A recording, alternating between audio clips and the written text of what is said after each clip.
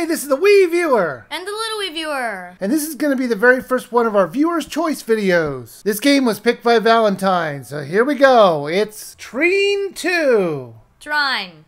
Trine 2. Trine 2? Trine 2. Hold on, there's more to the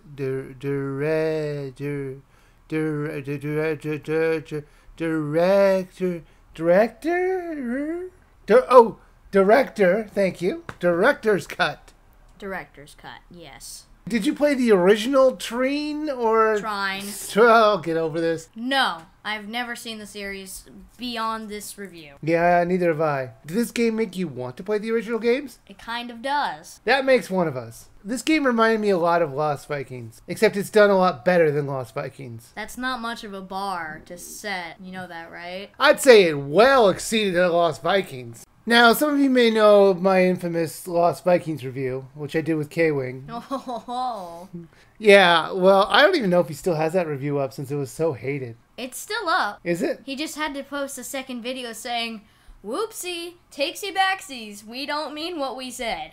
I meant what I said, I just maybe shouldn't have put it in such a mean way. I thought it was hilarious though, because that Lost Vikings review, it's not on my channel. You're going to have to search for it on his channel. Or there's a link at the end of the video to click. It's not that I thought Lost Vikings was a bad game, I just didn't like it, personally. It's not my type of gameplay style. Let's start with the one thing that we can both agree with, and that was the graphics. It looked beautiful. They looked amazing. My main complaint with the graphics is that while it looks great, it kind of blended in with the characters. How many times did you lose track of your characters? About like once or twice? A minute? No, just of the whole play session. Maybe it's just my old age. I can't see those characters on the screen. Why does it have to blend in with everything? I remember when games only had 16 colors. There are 3 characters that you can play. The wizard, the thief, and the warrior. The wizard can spawn magical gearboxes out of nowhere because he has wizard powers. And he can also move things around, so you'll find that for puzzle type things, you'll be using him a lot. The thief can be Spider-Man and totally use his rope to go anywhere she wants on wooden surfaces. And shoot arrows. And shoot arrows, but mainly Spider-Man. Spider-Woman. Spider-Woman. Spider-Woman. And then the warrior is just hack and slash until everyone dies. You can switch to the characters anytime. And that was nice. And you can also play with multiple people. So if you really want to get things confusing, then you can play with up to 3 people. I recommend playing with 3 people because then all the 3 people are like helping each other to solve the puzzles without having to switch the characters at all. Plus you can play those games in online multiplayer. Which was really helpful because not everyone has access to 3 players right next to them. How many people do you think are playing Trine 2 for the Wii U? I'd say a little over 100. I think you're being awfully generous. I am being awfully generous. I mean, it's just an adventure game. Has the Wii U sold more than 100? Just kidding, Nintendo. Who's your favorite character? The wizard, because even though he didn't have any attacks, it was fun to make boxes and move them. I like the warrior, just because I like being able to hit things. My second favorite was Spider-Woman. This game is really a puzzle game at heart, wouldn't you agree? I would agree. Puzzle game with unneeded combat, I would say. I think they only added in the combat to make the warrior useful. Although he could like smash things like, I smash! I mean, you could just throw Hulk in here and that would probably work just as good. That would be interesting. A wizard, a thief, the Hulk, me smash! And they're just like in the distance going, oh my god, what is this green monster? So the controls were a bit slippery.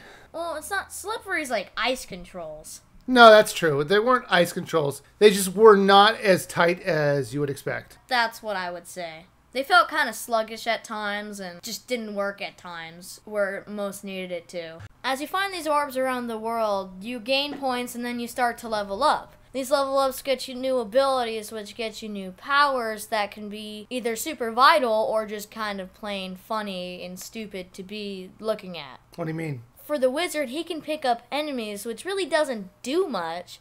It just kind of is funny to look at, seeing the goblin lifting up in the air and freaking out. That would be a good way to stop an enemy from attacking. Also in the Wizard, you can upgrade the amount of boxes you have, which is like super helpful. And I wish they should add that in the regular game, because having to get them through level ups just seems kind of cheap, having to lock actual abilities. It didn't bother me. Now, if you don't remember, wizards can make blocks if you draw a circle in the air. It's a square. A square circle, it didn't care. It really didn't. Make a jaggedy line, and it kind of looks like a box, and we'll make a box. The bigger the box you draw, the bigger the box that comes down. But there's always a max size. So, Little Wiiviewer, Trine 2, Director's Cut. Would you buy or skip? This is like a good game to pick up because it's a puzzle game with tiny bits of combat. It's fun to play in multiplayer, and I just think it's an overall fun game. So I think you should buy it. The game looked fantastic, and while it was a little slippery to control at times, it still was playable. But I really didn't enjoy it. That doesn't mean other people out there won't love the game. This is just not my type of game. So I say you should download the demo to see if you would enjoy it. And if you do, yeah, it's worth the $10 if you can get it on sale. But for $20? Nah, I think you should probably skip it. Well, that's your opinion, and your opinion's wrong. So, have a nice day.